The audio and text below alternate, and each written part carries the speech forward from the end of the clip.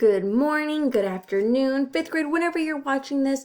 I hope you're ready to just dive right on into our model. Today, you're going to learn how to describe how a narrator's point of view affects the way events are described in a story.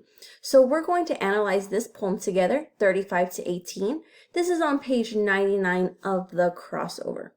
We're also going to analyze this poem using our Reading Thinking Steps anchor chart that will help us again describe how point of view affects the way events are being described.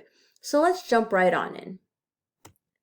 I want to start off with step 1. What do you know about the narrator? So when we're working on step 1, I want to scan the poem to identify our narrator. And I need to ask myself, is the narrator a character in the story? Well, hopefully we've known that this whole time Josh is our narrator, but again, let us scan. I see that it says a local reporter asked JB and I. I is a pronoun that is being used, and I lets us know that we have a first person narrator. Also, we see that this narrator refers to his dad. So again, this is our first person narrator talking to us and really relating to the characters that are in the story. And again, we see that he refers to dad right here. Again, I see a lot of I'm not hungry. So again, first person narrator. And also we do know that our narrator is Josh, who is in fact a character in the story. So step 1 is complete. Moving on to step 2, we want to study the clues. Study clues to the narrator's point of view. What descriptions is he using? What feeling words are we seeing? Things of that nature. So let me change the color really quick when we do this. So something to keep in mind now that we know that we have a first-person narrator. A first-person narrator probably has specific feelings about story events. So let's see what happened in this poem.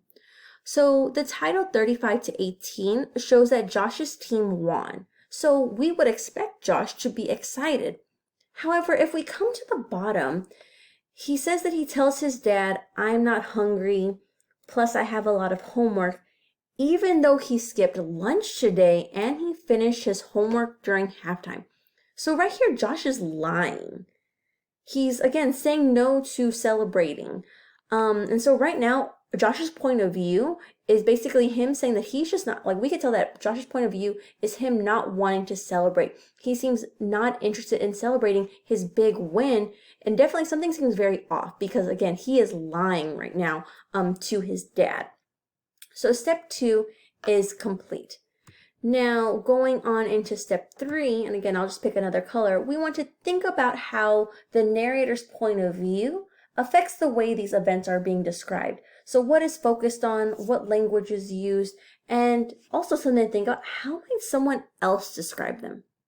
So again, we just mentioned that Josh is just not interested in celebrating.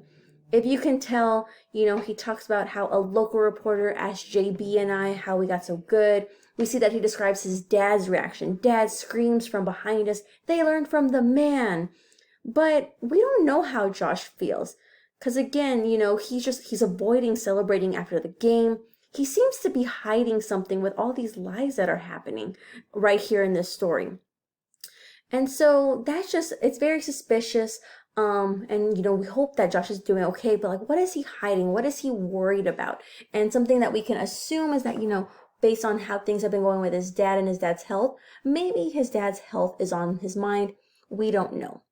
Now, even though Josh is our narrator, what if, for example, his dad was the narrator? If his dad was the one telling the story, how would he describe it? Well, I would say Josh's dad would be totally focused on wanting to celebrate his boys. He'd be wanting to take them out for ice cream, and he'd just be all excited and proud of his boys if he were the one telling this story or this poem.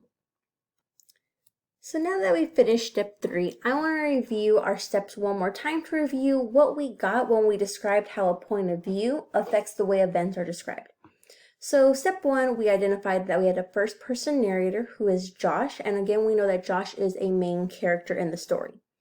Step 2, when we studied the clues, we found that in Josh's point of view, he was just not interested in celebrating his big win. He lied about not being hungry and he lied about his homework.